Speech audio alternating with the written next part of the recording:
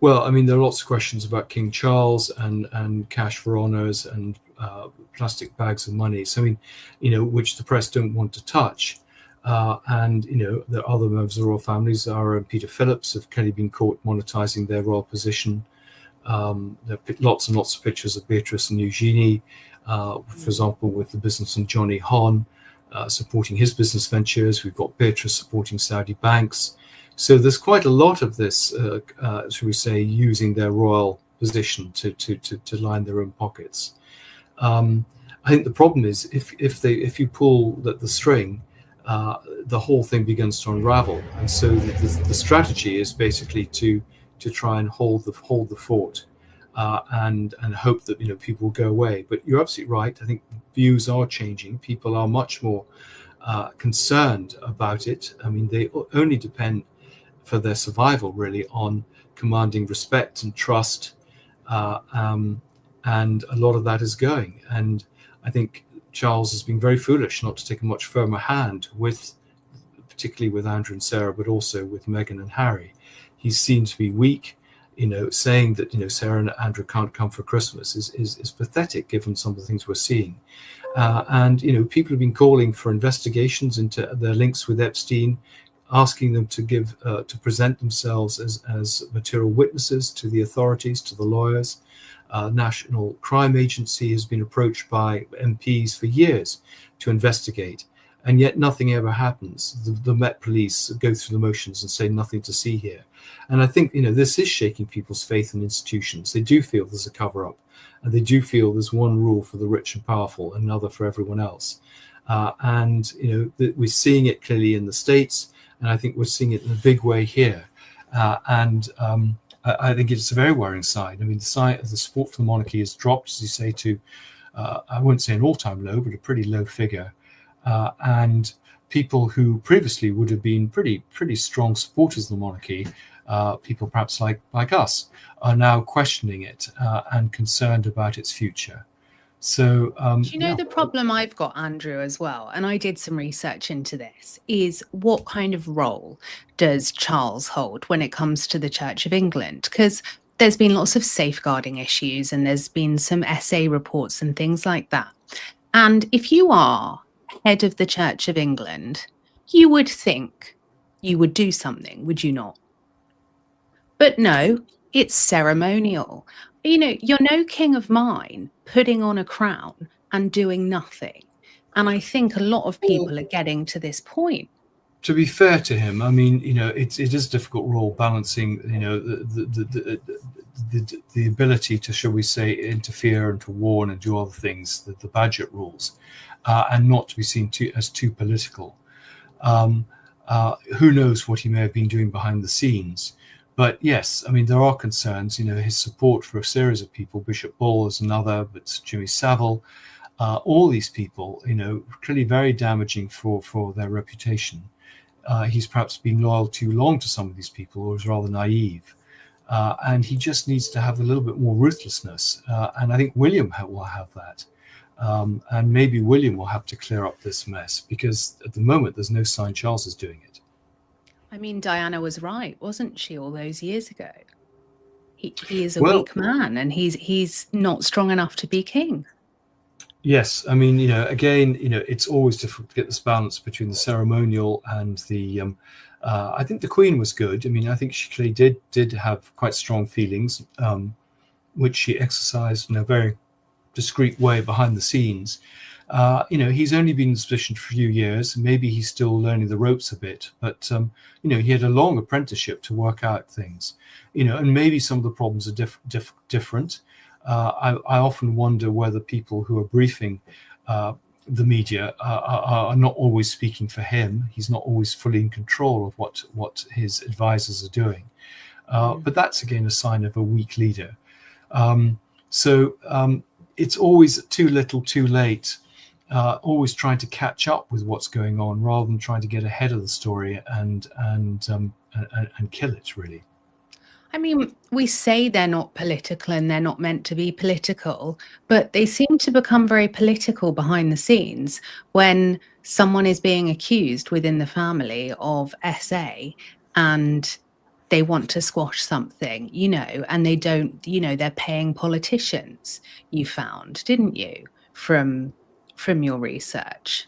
Well, I don't know if they're paying politicians, but there's clearly pressure put on the media to suppress stories. So I think the most well-known is the story of Amy Robach at ABC Television. And ABC Television had an investigation into Andrew and Jeffrey. And the palace basically shut that down by saying, if you run this story, we will no longer let you interview the Prince and Princess of Wales. And there's quite a lot of that sort of pressure. There's a lot of patronage. So a lot of the MPs I wanted to talk to, or ministers, I discovered seemed to have government or palace jobs. So, they're quite subtle the way they pull various levers. And of course, we've got this position where there's not meant to be any parliamentary scrutiny of the royals, parliamentary questions. They're not subject to the Freedom of Information Act. Attempts to get a royal register 20 years ago to register their interests, as MPs have to do, didn't really come to anything. So, and there's this difference, I would say almost obsequiousness towards the royals that means that, you can't actually do anything when you see things which are clearly wrong and clearly not in their own long-term interests. And you would have thought that they would see the reputational damage of people like Andrew and Sarah and addressed it much, much earlier. As you say, in 2010 with Sarah in the Newsnight interview, 2022 with the Salman Turk case, it's always sort of sticking your head in the sand and hope the problem will go away. Before we go on to Epstein, I just want to revisit what you said about cash in suitcases. Is this reports of cash in suitcases being delivered to King Charles or to Andrew? Well, actually both. I mean, certainly I've got information about him taking commission in Kazakhstan.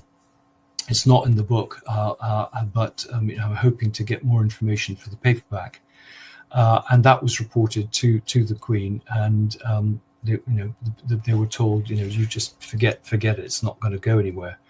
There are certainly stories about Charles taking money from people for Dumfries House and for some of his charities. People being promised honours in return for giving contributions to these charities. He's got involved with all sorts of strange people like James Sturt, who was the son-in-law of Bernie Ecclestone, and had himself some shall we say, underworld contacts. So, again, naive to involve yourself with people like that who are going to take advantage of you and are using you, playing you. And that's exactly what Andrew did with Epstein. It was, someone described the rattlesnake and the mouse. And Epstein was able to play Andrew. He used Andrew as a useful idiot. He gave him respectability and status, gave him access. And in return, Andrew got some bills paid for Fergie, access to young women, and again, some more useful contacts for his businesses. And the association with Epstein started before they claim it did, from your research. Yes, I mean, the line from them is they met in the late 1990s and they parted company in 2010, beginning of 2011. But the fact is, according to Alistair Watson, who was Andrew's private secretary, writing to the Times, not even something he told me, that relationship began in the early 90s, that they saw them on a regular basis. I mean, there was something called the Britannia Suite at the house in New York because they stayed so often. We've got plenty of testimony from Epstein's staff showing them staying, both of them, a lot. And then we have this testimony from Sarah saying that, in 2011, having said she was going to cut off contact with Epstein, that in fact he was a dear friend of hers, etc. We've got Andrew writing to him in 2011 saying, let's play a bit more. And I've got testimony from the doorman of a Epstein block of flats where she's staying in 2013. So, you can't take anything they say, I'm afraid, at face value. They've got so used to lying and getting away with it that they don't even tell very good lies now. And is there, would you say, a PDF problem within the royal family when it comes to, people like Andrew? Because obviously with Epstein, we've seen what's gone on is very prevalent across everywhere he is. It's, you couldn't hide hide it. If you were in his house, you knew exactly what was going on by the reports. Well, yeah, no, exactly. I mean, I think Sarah was staying there. She must have noticed the phallic soaps and the pictures on the wall and stuff. So I think, I talked, funny enough, to someone very close to her the other night, who said, of course she knew and she didn't care. And I can't speak to the rest of the royal family, but certainly Andrew had slept with a lot of people who were underage and teenagers. And again, some of that stuff I'm going to add to the paperback. Again, we had legal considerations there, but I've now been able to stand some of that stuff up. So yeah, I mean, he was pretty undiscriminating about who he was involved with. I thought what was so upsetting as well is when Virginia had ultimately, blown the whistle and whistle-blown on everything, and how Andrew and Epstein weaponized their money and power to silence people. And I thought, how dare you? Like, I'm a mother of 2 girls. And if that was my children and I didn't have money to go up, and I don't, against someone like Epstein and Andrew, justice, forget it, not happening. And I think it's a crime that makes me incandescent with rage, because until we're all safe, none of us are safe. And these 1%ers, they're just laughing. They just get a Harbottle and Lewis or a Schillings law firm or whoever it may be, blank check, deal with it.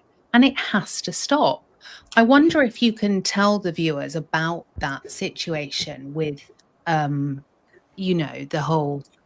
There's certainly a lot of intimidation, and you're absolutely right. Rich and powerful people use SLAPS, strategic law. I can't remember what it stands for actually, but basically use the legal system to suppress people's talking.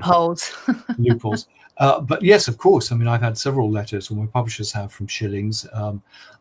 Often these are just try-ons. I mean, often you get one letter, you do a response, and you never hear anything more. But attempts to undermine the credibility of the book, for example, so you then can tweet, well, this wasn't right. It had to be, they had to do a denial. But we've made 2 corrections to the book, not because the material wasn't actually accurate, but because the publishers couldn't face an extended lawsuit and the costs of that and the hassle. Because, as you say, these people have bottomless pockets, and they will just do it to kind of undermine the book. And one was involved with President Trump and material relating to Melania, and he put a lot of pressure. There was $1 billion suit against HarperCollins' sort of parent company, and understandably they decided this wasn't a fight worth having. So changes were made. Prince Harry complained about something which actually wasn't defamatory and was true. But again, we made some changes in order just not to be just another of his endless legal fights. But yeah, there's a lot of that stuff. But certainly, Sarah's lawyer wrote to Collins before the book was published, saying, we're watching you. Be careful what you put in this book. We're monitoring Andrew Lownie's social media. The attempt to intimidate. It's sort of mafia. Give them a wave, Andrew. I'd like to say hello to Mr. Paul Tweed. Yeah, and of course, we were very careful what we put in, and they would be mad to bring a case, because, of course, the amount of material that one has that hasn't been used in the book, which would be deeply discreditable to them, one would, of course, be able to deploy. So, but there's an awful lot of this sort of pretend, really, shouting that, trying to as I say, put people off by pretending the stuff isn't true when it is. Well, it's just bullying tactics, and ultimately, for many, many years, by and large, the royals have held the press by the neck and told them what they can and can't write, and now the floodgates are open. And thank goodness for people like you who are diligently researching and meticulously, making sure you've got these things double sourced, and then you can share it with us. I really loved in the book that you wrote how Epstein was kind of lobbying for Andrew to get a paid gig at JP Morgan, and then you've got Andrew lobbying to reduce Epstein's 2008 sweetheart deal. And this deal, this whole thing, this was around underage girls and the R word and SA. It's sickening, Andrew. Yes, well, I mean, there's a lot of, scratch my back and I'll scratch yours. And certainly JP Morgan and Morgan Stanley deeply involved in this, often entertained at Buckingham Palace, often entertained by Andrew and Sarah or entertaining them, and involved in a lot of these cases. So when, for example, Andrew went to Epstein in December 2010, the so-called farewell meeting, what people don't realize is that he was going there to try and get some more money for Sarah, but also he was there to pitch something on behalf of Casanova China with Epstein and something called Aria Petroleum, of which I think either Morgan Stanley or JP Morgan were involved. And there are lots and lots of these figures, like Jess Slaley, coming into the story. Maybe when these court cases carry through and some of the depositions are unsealed, we'll have a clearer sense of their involvement. But there are a lot of these bankers hanging around, involved in projects that Andrew and Epstein are involved in. And how much money do you think, in total, if you had to take an educated guess, how much money do you think Epstein had given Andrew and Sarah? Well, the sum I've been given is £2 million, and I think on that trip it was 150,000. I mean, Epstein didn't deal in small sums, so the idea of £15,000 for Fergie is ludicrous. I think also we don't have a clear idea of whether these were loans or gifts, what exactly Epstein was getting in exchange for this money, and also what this money was being used for, because the stories keep changing. Sometimes it was to pay for Johnny O'Sullivan's tuition, sometimes it was to pay him back wages, sometimes it was to pay off Fergie's debts. And the problem is they've never actually, either of them, ever explained any of this behavior where people are raising questions. And that, of course, is suspicious in its own right. If they have nothing to hide, they should be perfectly happy to talk about it. Yeah, I mean, did Sarah and Andrew, I refuse to call him Prince or her the Duchess. I just think, forget it. They're Sarah and Andrew at best. Do you think they knew what Epstein was and being an intelligence asset? I have no doubt. I mean, certainly Andrew went to the island. He couldn't have been. We have testimony of him at the Palm Beach house with young, nubile, naked girls in the swimming pool, and he's there. So I don't think anyone can have any doubts that they knew what was going on. They would have had to. I mean, he claimed to go to the mansion, and there were all these women running around. He just thought it was just, not surprising. There are always lots of people where he lives. Epstein made no secret. There were pretty pornographic images on the walls. There were obviously cameras around. So no, I don't think they can plead that. So would they have known it was a kind of blackmail operation? Well, this is what I find so extraordinary. Andrew must have realized that things were being filmed. I mean, there must have been Juliet Bryant, one of the victims, went in and saw the control room. Quite a lot of the victims have talked about at least seeing the cameras, not necessarily going into the control room. But yeah, he must have been aware of it, and he must have realized that it could be used against him. In fact, there are stories that he confronted Epstein and challenged him about whether he was had compromat and was pleading with him not to use it. But after all, lots of people had compromat on Andrew. I mean, we know the Russians, the Libyans, the Middle East, China, and I think again the great mystery is, why hasn't this material been used? Have they somehow been able to exert pressure on Andrew in some way, and therefore that's allowed it not to come out, or have they not bothered in some ways because there's no point? And Sarah and Andrew have put our national security at risk, with Epstein in Buckingham Palace and the access that Epstein got as an intelligence asset that was doing what he was doing. This is, I mean, I've been into Buckingham Palace and the security is vast. And then, oh, there we have, America's worst predator strolling in, Well, sitting on the throne, exactly. And Ghislaine and Kevin Spacey and you name it. I mean, Paul Page and the other policemen have talked about the fact that Andrew, made such a fuss when he was, for example, prostitutes came to visit him, that they weren't allowed to know their names. So, there was this whole succession of outsiders who the palace didn't know. And I think from talking to people who've been to Buckingham Palace and visited Andrew, you can literally, if you're not properly escorted, you can, literally, someone had a story of going up to see Andrew and literally walking past the Queen's bedroom, and they then climbed up onto the roof and did various things. And there was nobody about. It was all dark. They'd switch on the lights. It is extraordinary that, but, there have been several security breaches. If you think of the fact that when Sarah was getting her toes sucked, the paparazzi were only yards away, and they could easily have shot her or indeed the young princesses.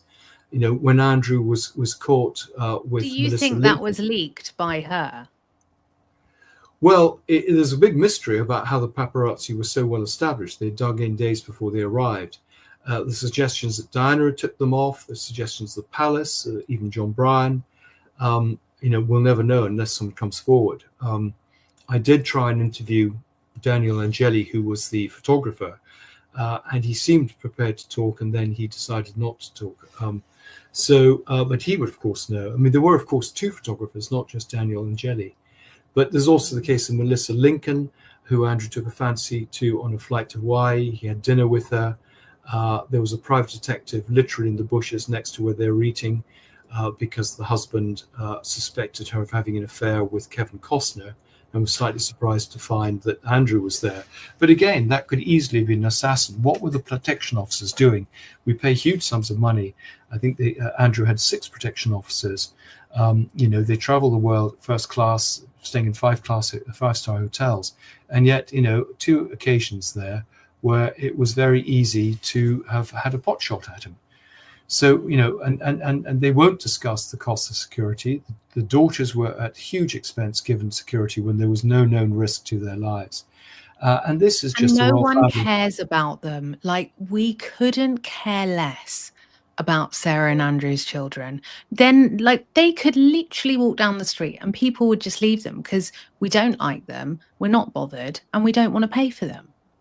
Well, he did. It was part of the status, and he did insist for many years that they did have protection. They don't now, as part of that status. His big plan now is to push them forward as working royals. I think that's unlikely given the scandals around the parents, and also, to be honest, the possible skeletons in the closet about the daughters.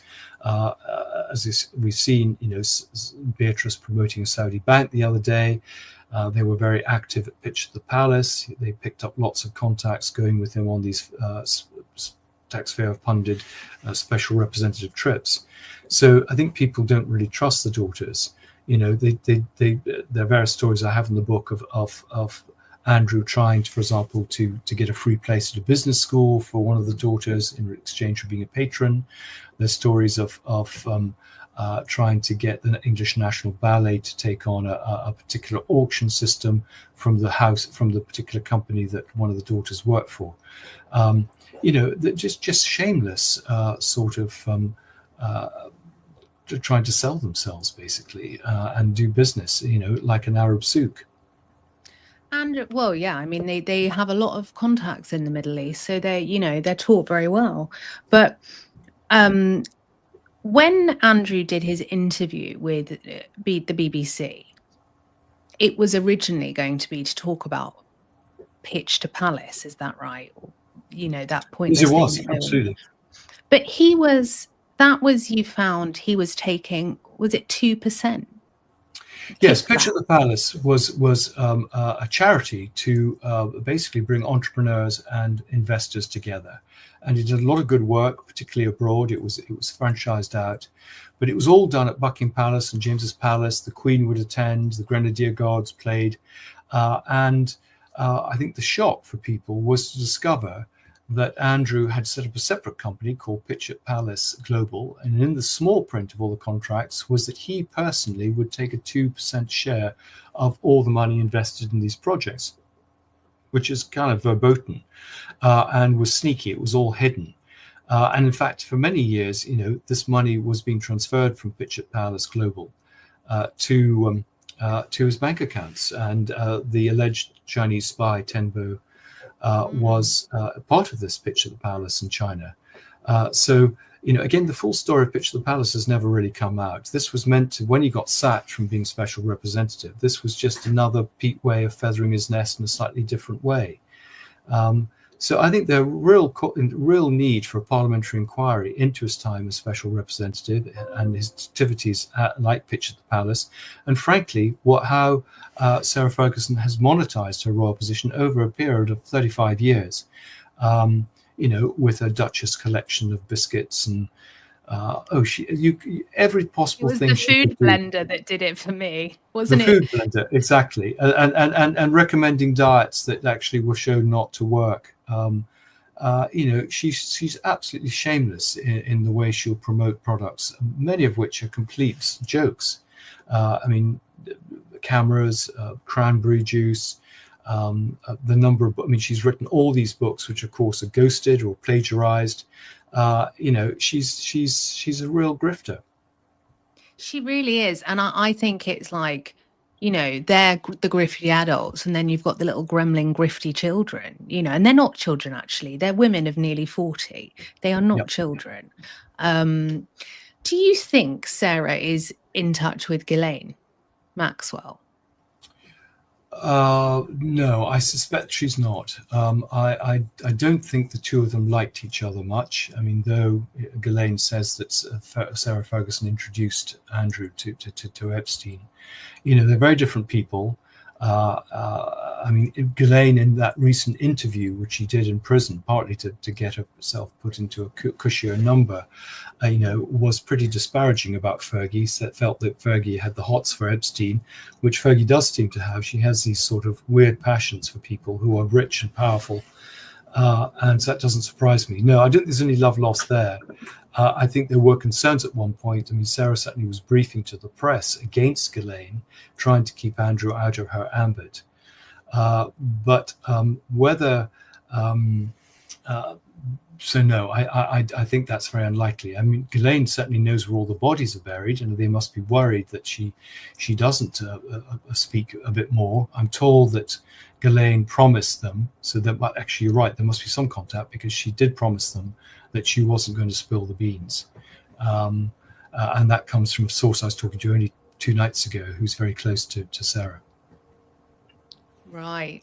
So, yeah, everything that the public see, is performative from Sarah and Andrew, because they will all still be, I still think they'll be colluding, they would be worried that Ghislaine may speak, and there will be, yes, they might not be on the phone directly to each other, but there will be intermediaries that are passing messages and making sure that their dirty little secrets stay out of the public domain. And that's why, everyone, if you know someone that has intel, get it to Andrew, because this paperback, I think, will be explosive.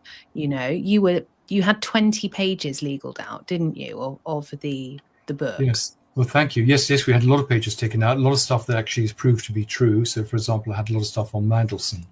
But I would be very grateful if people got in touch with stories, because that's how one builds the pressure, the picture. It has to be this oral testimony, because all the documents have sort of been destroyed. They've been hoovering them up to try and cover their traces. It's very interesting that clearly only so far certain names have begun to emerge with these email leaks. But I understand there will be clearly more names leaked. and there will be more material about Andrew and Sarah. This is only the beginning of what's going to come out.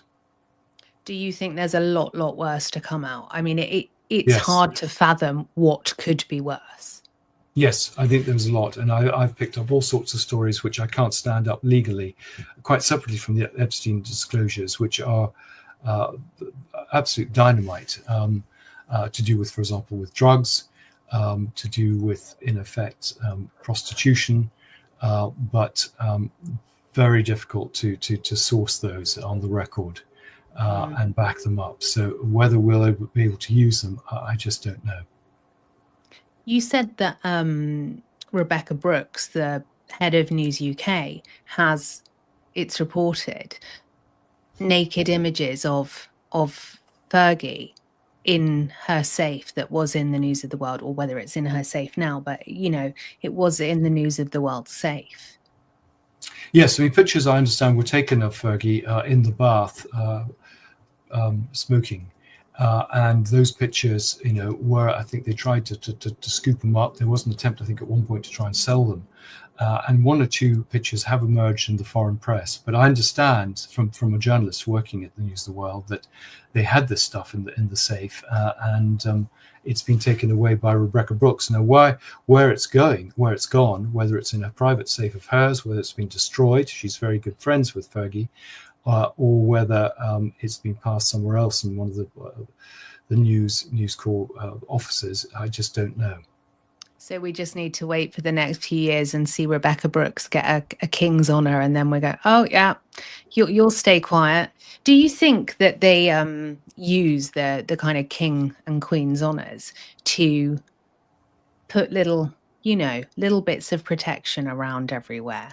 Because well, I don't think they do it themselves, but it's sort of people. It's almost people do it themselves. So I know a case wearing my publishing hat, where a publisher has refused to do a book on royal finances because of what he calls sensitivities, and the sensitivities are that he wants a K, and he's not going to get it if he does that.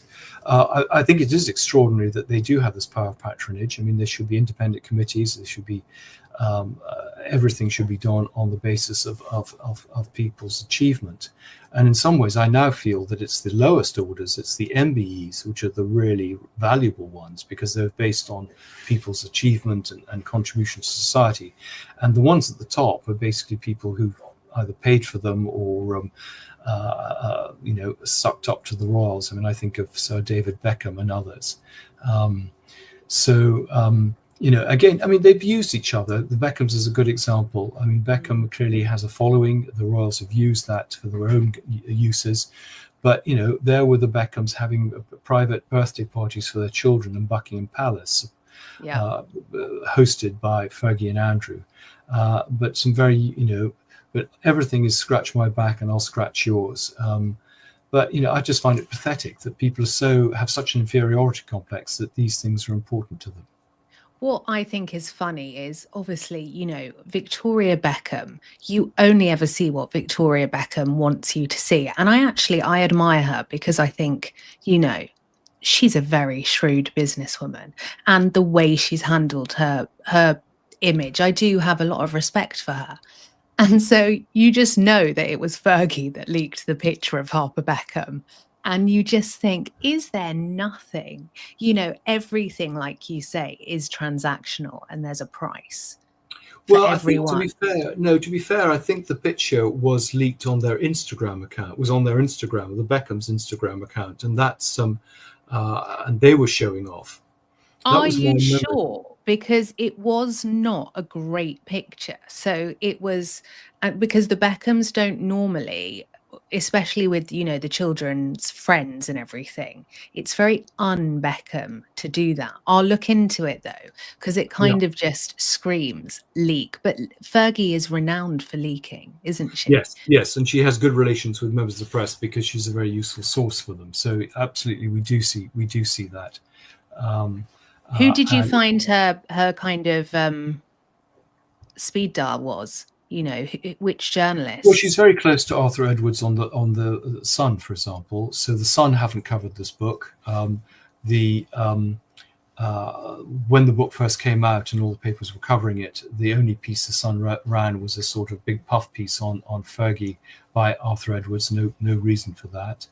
The Independent haven't done much. Geordie Gregg, who's the editor, his sister is a lady in waiting to one of the members of the royal family. So, and he's done rather pro interviews with Prince Andrew. So, there is a network, and you've got to sort of understand what that network is.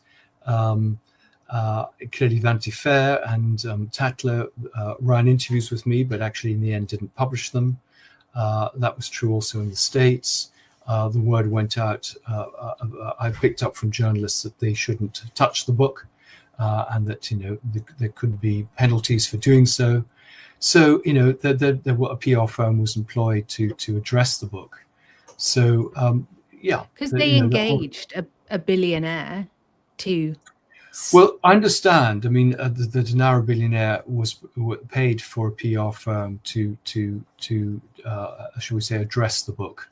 But it's not worked. There's been a lot of coverage. We've had some good reviews. Smash the like button, guys. Let's do what the billionaire can't control. Let's send the hypes and everything, and make sure you order this book. I just think it's disgusting, Andrew. Lots of 1-star ratings, not reviews on Amazon, which I've never had before. So again, if people we can sort of fight back, and it is happening. I mean, I'm getting the balance is changing, and now I think there's a much smaller percentage of 1-star reviews as more and more people read the book and like the book, and actually they're the ones who write the reviews. There are very few 1-star reviews. It tends to be ratings.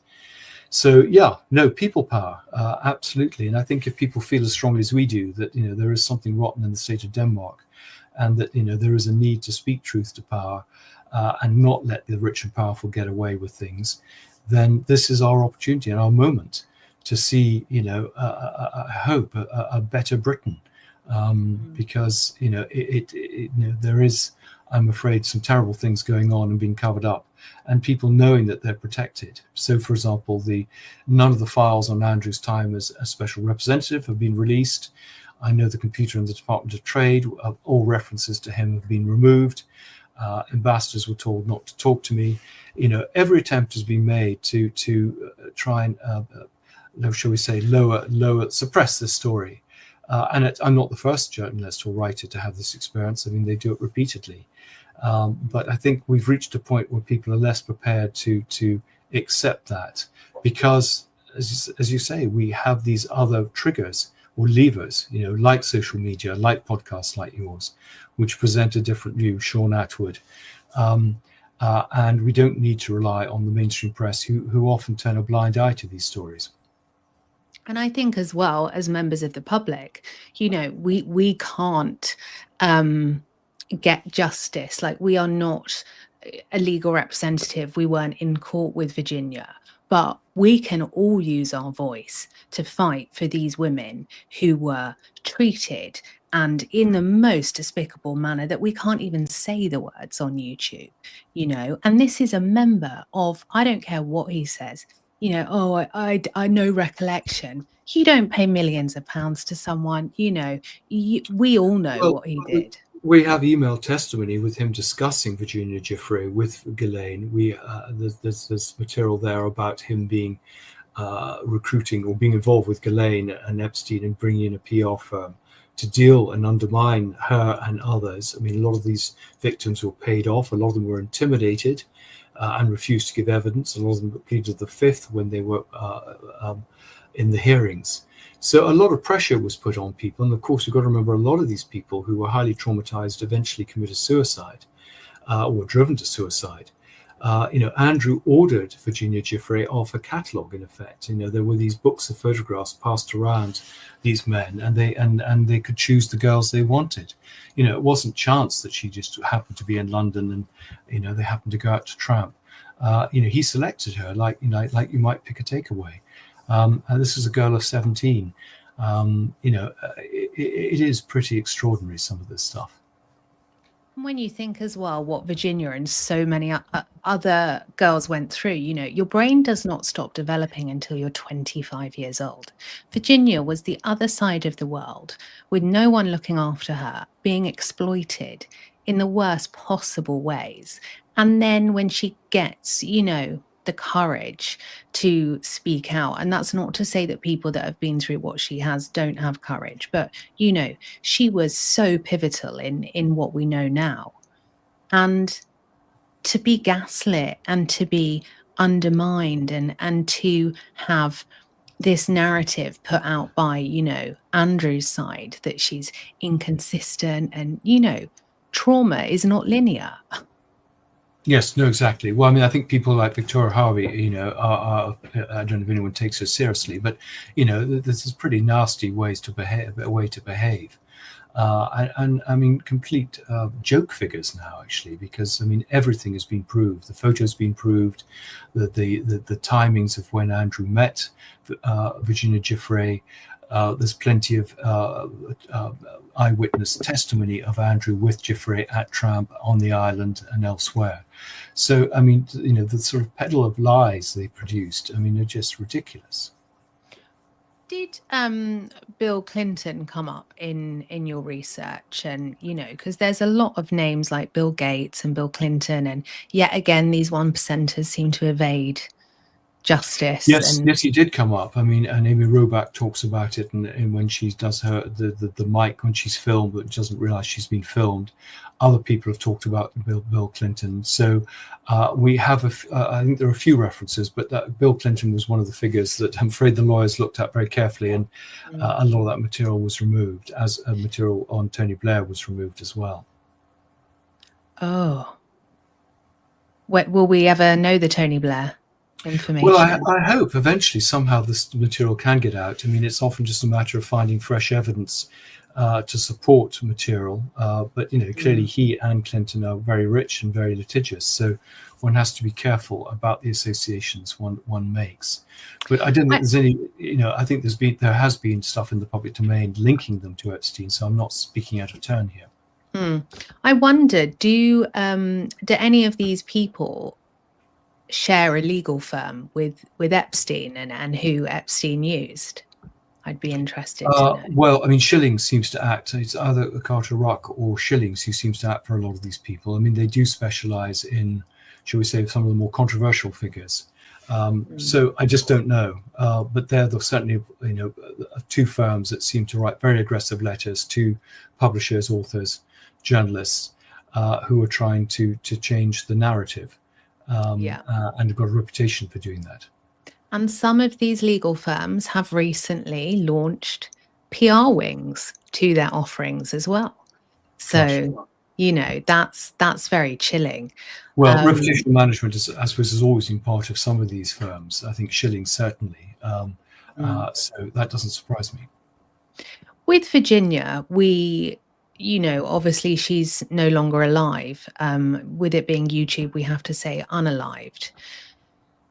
Do you have any intel about how Andrew and Sarah took that news and a kind of any comments since Virginia's passing? No, I don't. I mean, I can imagine they were relieved because clearly this was another testimony, but it could have been fresh testimony. But in some ways, she's got the last laugh because she's got her posthumous memoir, which I think will have new information. And so they probably breathed a sigh of relief and have now found that actually they're not out of the woods yet. Do you, is it being released with a major publisher or? Yes, it's been published by Knopf, who are one of the major publishers with Random House in the States. I don't know who's doing it here. It may not be published here. I suspect possibly for legal reasons. The libel laws and others are slightly more generous in the States. But of course, anything that's published in the States will be reported here. So even without a British publication, I think they must be worried what may still emerge. And where are the other survivors and victims from Andrew? Do you believe that Andrew and Fergie have kind of quietly paid them off behind the scenes? Because we know it wasn't just Virginia. Well, I think Epstein paid off a lot of people. I think he intimidated a lot of people. There are a lot of NDAs. There are a lot of women who are now middle-aged with children who don't want to go through all the publicity. There are a lot of very traumatized victims who don't want to face up to it again, have kind of got on with their lives. So there are lots of reasons for people not to speak. I'm not sure that Andrew and Sarah have done that, but I think they're certainly I think with other rich and powerful people in this story, they may well have put pressure on some of these victims not to speak. It is interesting that only certain names so far have emerged when we know that there are other names. There's a case of Sarah Ransom, who's made accusations against Richard Branson. He's denied them. But questions have been raised there. Questions have been raised about Alan Dershowitz, even though Virginia Giuffre withdrew her case there. And I just don't know the truth of some of those stories, but there are lots and lots of rumors running around.